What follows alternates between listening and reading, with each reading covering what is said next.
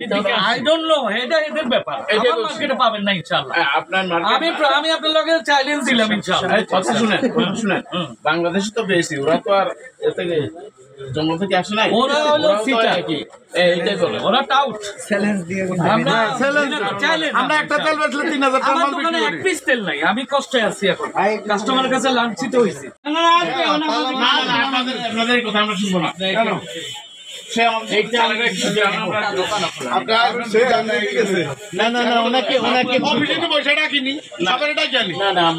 Dealer যে চারটা আছে আমার মার্কেটে, আমি ওদেরকে ডাকবো, ওদের কথাটা শুনেন আপনারা। খালি একটা বন্ধ করে দিলে হবে না। কথাগুলোর মধ্যে আমার তো কথা বলতে হবে। আমি যে আসছি সে জানে তো, সে পালাইলো কেন? কি করেছে? এখন ঈদের সময়, এখন সে পালাবে কেন? মানুষ ডিস্টার্ব করে বেটা তো। আমি শুনি আপনি কি ডিলারের পক্ষে কথা বলছেন? তাহলে আগে আপনার কথাটা বলেন। নামাজের সময়টা অনেকে দিচ্ছে, আপনারা যে আসবেন আমাদেরকে জানান নাই। আমার জানার দরকার নাই। আমি আপনি আমার কথা শুনেন। আমি সাইডটা ডিলার খুলে দিচ্ছি, সাইডটা ডিলার খুলে দিচ্ছি।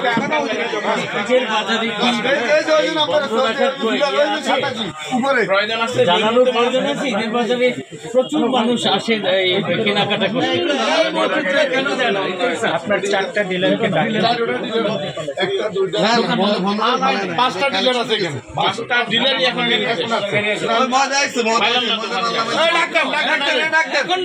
এখন ডাকেন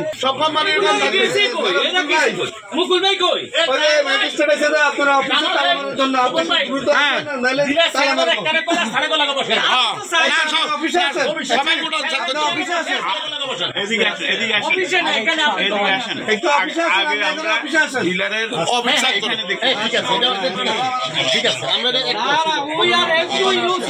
আমরা যা চাইবেন আমরা তাই করবো। এটা ঠিক আছে, তাহলে ডিলারের সাথে আমরা কথা বলবো। আপনারা একজনের কথা বলেন, 1 মিনিট। ঠিক আছে, ডিলার সাহেবকে একটু আসতে বলুন। কথা বলেন আপনারা। তবে আমি একটা কথা বলি আপনাদেরকে, আপনারা আপনাদের সিভিলের লোক পাঠায়, 5টা ডিলার আছে এখানে, 5টা ডিলারের চেক করান। এখন আপনি তো পুরো গ্রুপ লাইছেন, তখন উনি কাজ চুরি করে কিনা তখন বুঝতে পারবেন। প্রত্যেকটা ডিলারের কাছে খোলা আজকে এরা বলতেছে কাল দেয় না। সামনে সামনে তো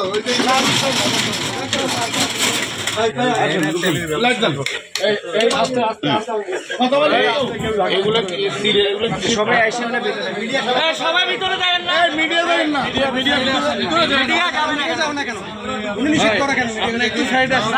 ঠিক আছে ভিতরে যান।